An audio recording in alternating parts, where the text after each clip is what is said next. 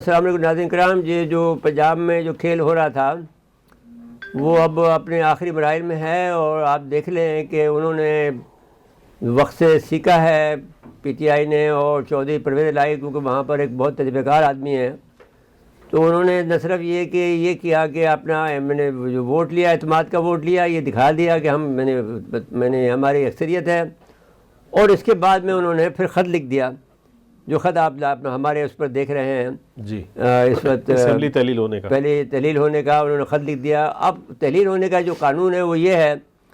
کہ اگر وہ 2 روز میں اس کو تحلیل نہیں کرتے ہیں تو خود بخود تحلیل ہو جائے گی پنجاب اسمبلی. اب میری سمجھ میں جو بات آتی ہے وہ عمران خان جو اپنے آخری کارڈ کھیل رہے ہیں اور اس بات پہ جا رہے ہیں کہ وہ انہیں الیکشن کرنا چاہیے اور یہ حکومت کو ختم کرنا چاہیے. بہرحال بظاہر مجھے ایسا نظر نہیں آتا، کیونکہ جو اسٹیبلشمنٹ ہے وہ یہ کا مسئلہ یہ ہے کہ کیا وہ جو صورتحال اس وقت ملک سے درپیش ہے، سیلاب کا معاملہ ہے میں نے،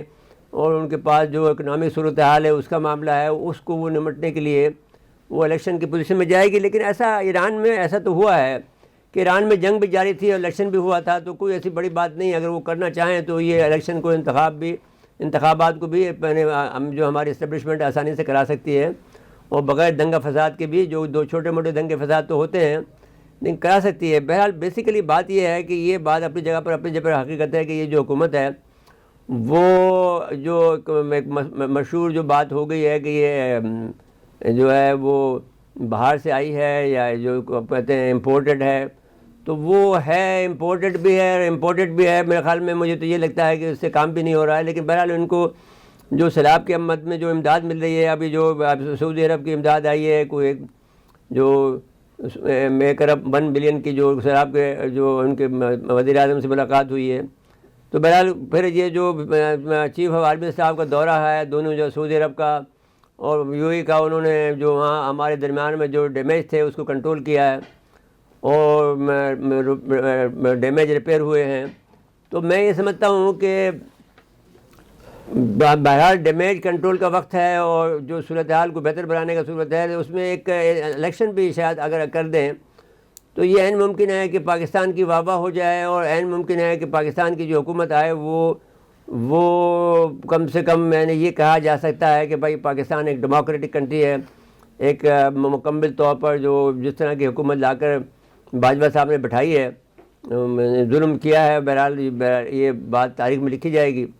تو بہرحال جو کچھ بھی ہے وہ اب اس کو بدلنے کی ضرورت ہے. اب یہ کیسے بدلیں یہ اب میرے خیال میں اسٹیبلشمنٹ کے سمجھ میں نہیں آ رہا ہے کہ کیا صورتحال ہے. لیکن جو عمران خان اپنے گیم کھیل رہے ہیں وہ صورتحال کو، یہ بات کو بہرحال اس بات کو مضبوط کرتے چلے جا رہے ہیں کہ they don't have the power,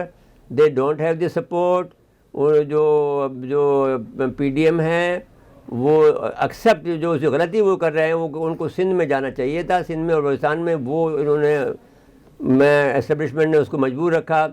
یا زرداری صاحب نے ان کو جو ہے یہاں مصروف رکھا پنجاب میں اور خیبر پختونخوا میں، یہاں گڑبڑ کراتے رہے. اس کو چاہیے تھا کہ سندھ کے اندر اپنی جگہ بناتے،